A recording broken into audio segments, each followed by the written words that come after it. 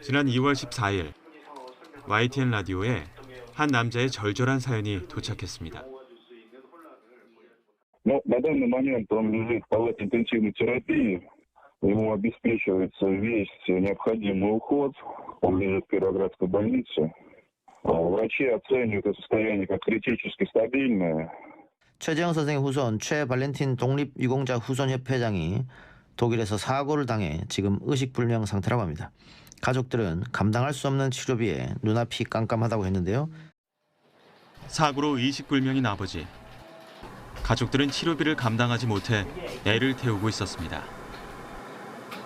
안타까운 사연이 전해지면서 십시일반 모금이 이루어졌습니다.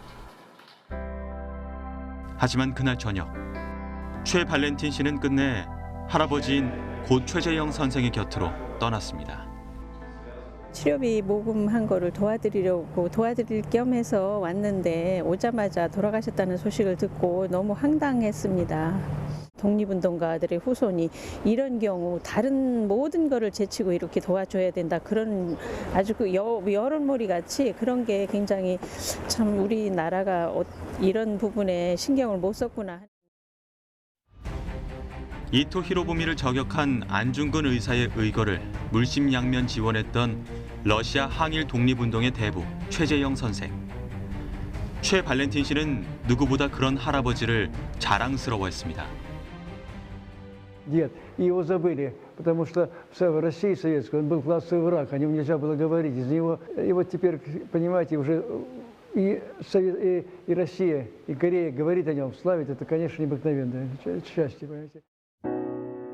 역사를 잊으면 민족은 없어진다고 강조하며 독립운동의 역사를 규명하고 교육하는 데 헌신했던 손자 최 발렌틴 씨의 갑작스러운 사망은 할아버지 고 최재형 선생의 순국 100년인 해와 겹치며 큰 안타까움을 주고 있습니다.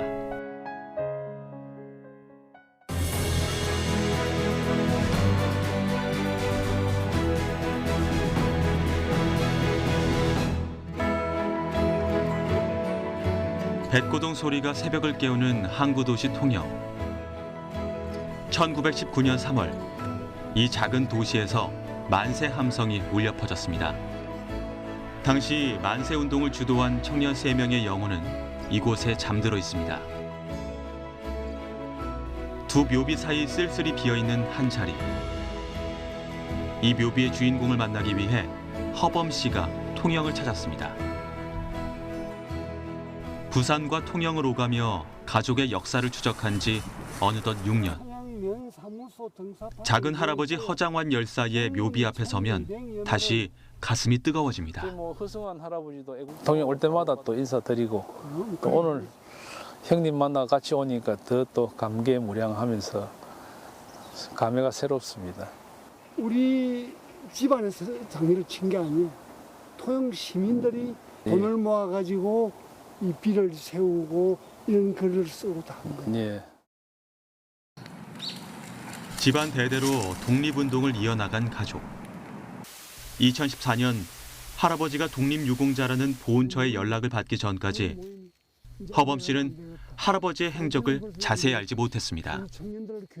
또 아버지한테 들은 이야기는 할아버지는 독립운동 때문에 만주로 올라가시가 독립운동을 하셨다라고 이야기는 많이 듣고 자랐지만 실질적으로 그걸 내가 어떻게 서원을 신청한다든지 그런 걸 전혀 몰랐기 때문에 나라에서 이렇게 찾아준 것을 아주 기쁘게 생각을 했습니다.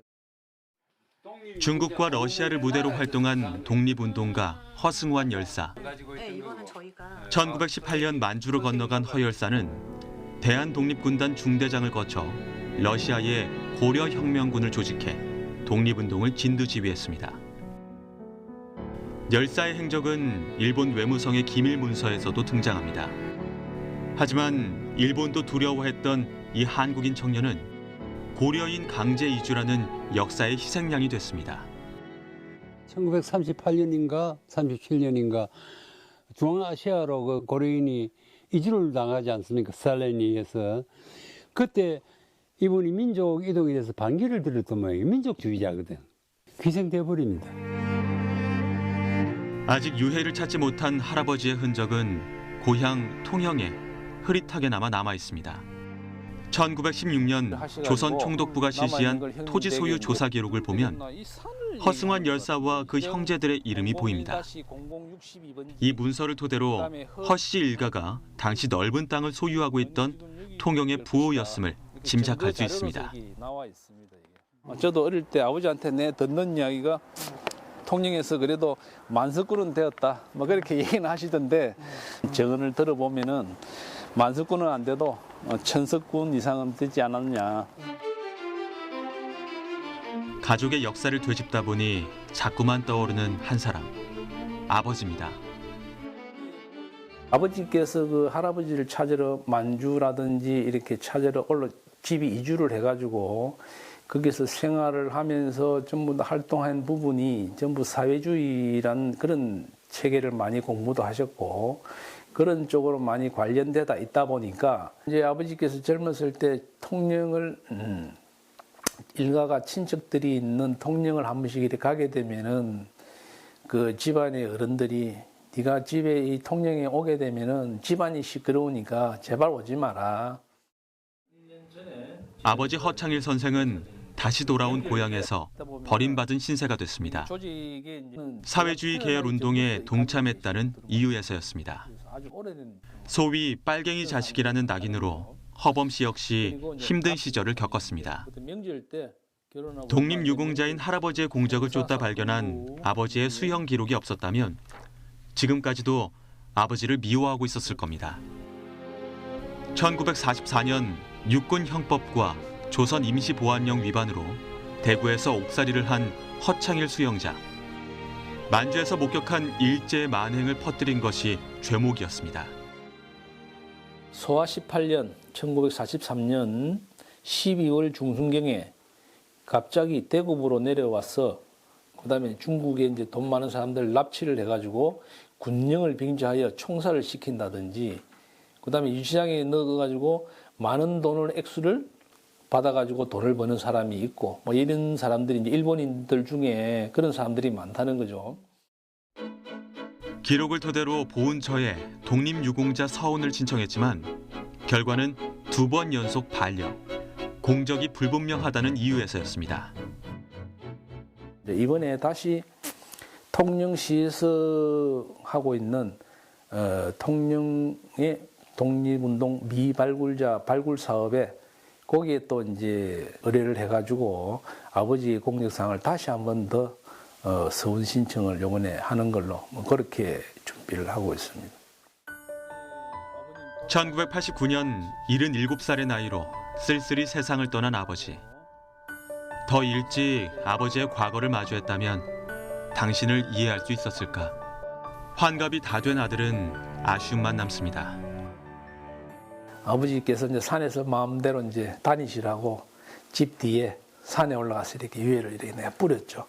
지금 생각해 보면은 그때 당시에 조그마한 한 평 정도 되는 조그만 묘자리로 마련해가지고 모셨으면은 뭐 한 번씩 생각날 때가 찾아가 인사도 하고 할 수 있는데 그게 제일 마음에 걸리는 부분이죠.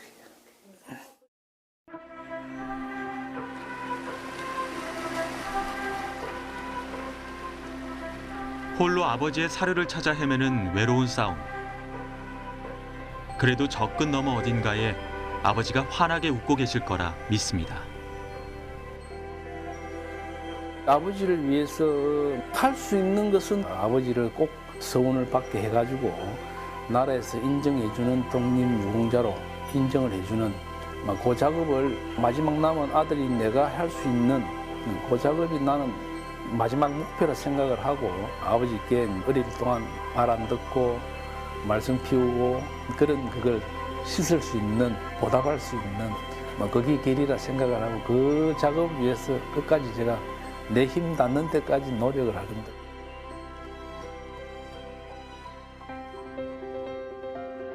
일본의 식민지에서 벗어난 지 75주년. 하지만 독립운동가의 가족들은 여전히 외로운 투쟁을 이어가고 있습니다. 늦겨울의 충남 예산시. 이른 아침부터 흥기 씨가 분주합니다. 예산 출신 한 독립지사의 생애가 담긴 안내판을 세우는 날. 겨우 땅 1제곱미터 남짓 차지하는 이 안내판을 세우는데 무려 1년이 걸렸습니다. 국가에서 해야 될 일을 집안에서 하는데도 불구하고 우리가 고기름이라는 이유로 우리 마음대로 설치도 못하고 국가에서도 외면하고. 조선의 26대 왕이자 대한제국 초대 황제인 고종이 내린 직서를 비밀리에 받고 윤자영은 의병을 모았습니다. 일제에 맞서 지리산을 중심으로 2년 동안 항전을 벌이고 만주를 건너가 배감 박은식, 단재 신채호 선생과 함께 독립운동을 펼쳤습니다. 이런 독립운동의 공로는 지난 1990년에서야 건국 훈장 애국장을 받으며 인정을 받았습니다. 잘 꾸며진 공원 산책로를 지나 자동차로 또 제법 산길을 오릅니다.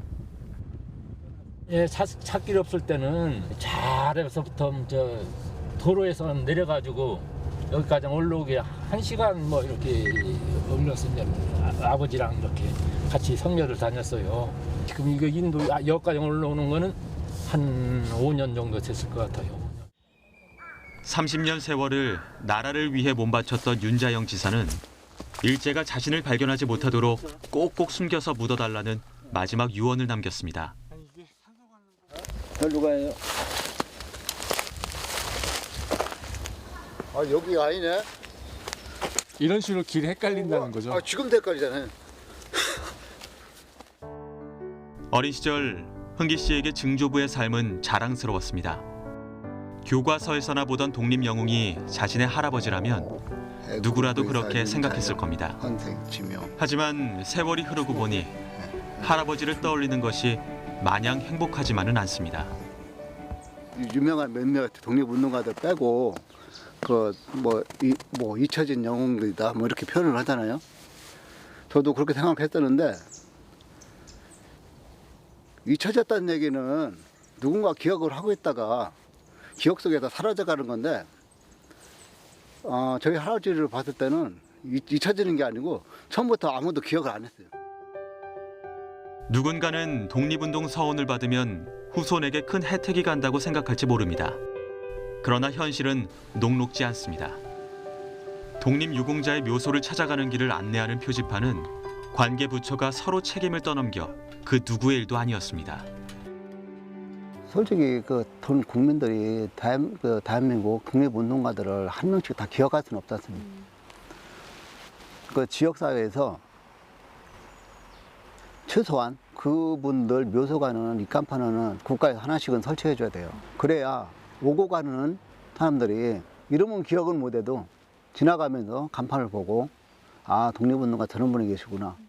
후손을 잘못 떠가지고 아, 독립운동 하셔도 빛을 못 보는구나. 현재 보훈처에서는 유공자의 손자와 손녀까지만 보상금 지급 대상자이자 정보관리 대상으로 보고 있습니다.